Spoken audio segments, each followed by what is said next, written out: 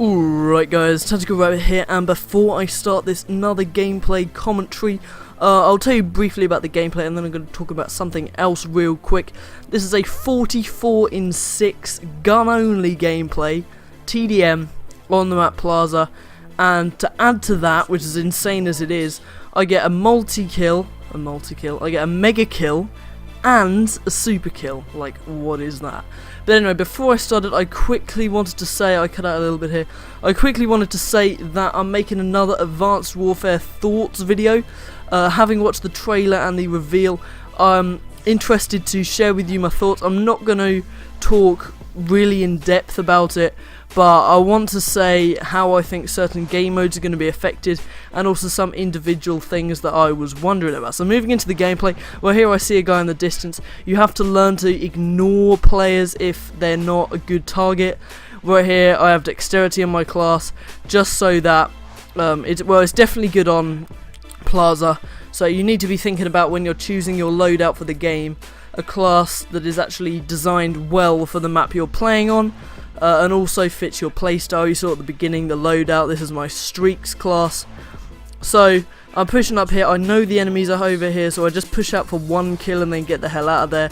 You need to be able to know when to engage and know when to evade, and hopefully my channel will help with that.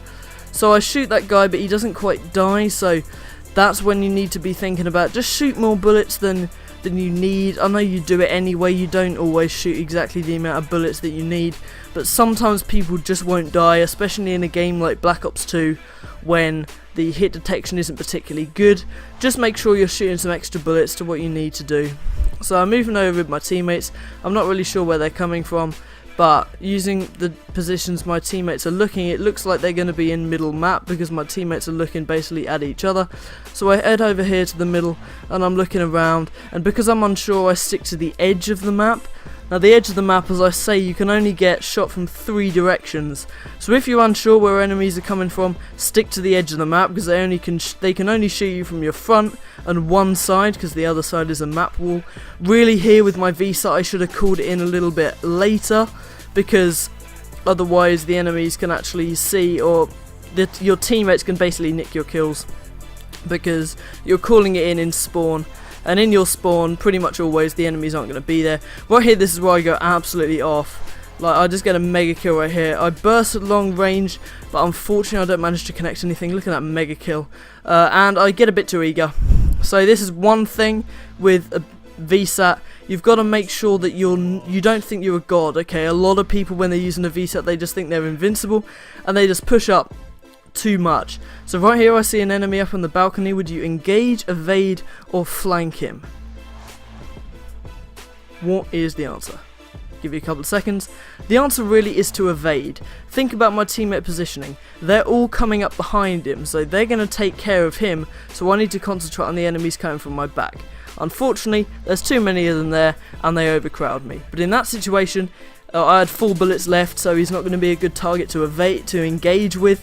And pretty much you have to be aware of your teammate positioning and see what he is doing, but still, he's still sitting up there. Now while I was running, because I was just running to a particular position, always be checking your minimap. Men can actually multitask. If you're doing something and you're just running straight and you don't really need to be thinking about much, constantly be aware of your surroundings. Check your minimap, see what's going on. And I realised that enemy was still up there, and I turned around and took him out. And I say here, don't be afraid to shoot through walls.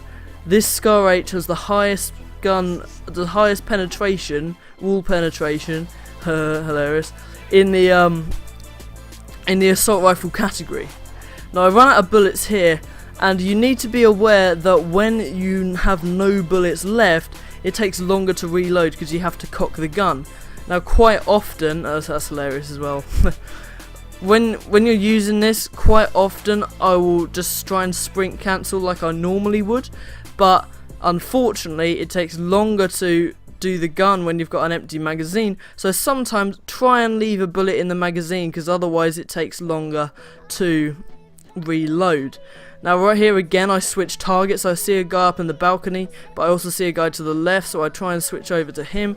Unfortunately nothing comes of it, and this is when I get my super kill. I managed to take out 5 of the enemy guys, and one guy respawns and he still dies. It's just ridiculous. I was looking for the other guy. Basically, if you're shooting in an area for an extended period of time, get the hell out of there. This is a common thing I'll say. If you've been killing a lot of enemies, or if you've been shooting for a while in the same sort of location, just move to a different one, you know. Every few kills really you should be doing a 180-degree turn. I do this a lot. If you're unsure of where enemies are coming from, it's really helpful just to shoot an enemy and turn around. It happens more in search and destroy if you're not really sure where they're coming from, and once you kill an enemy, just turn around and check the other direction. Right here I choose the wrong target, and again I say that while I'm trying to push up with the VSAT, I'm too aggressive with it, and I die for it.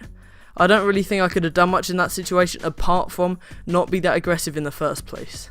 So pre-aiming is really key, but I realise these enemies are terrible, so I force myself to push up, risk a few deaths in order to get a gameplay. Really, I should have stuck to cover, but these guys are unbelievably bad, and I get a 44 kill gun only gameplay. Pretty ridiculous, guys. Leave a like if you enjoy. Be sure to like and subscribe if you do. Thank you guys so much for watching. Check out the other 2 videos on screen. Maybe you'll find something interesting, and I'll see you next time.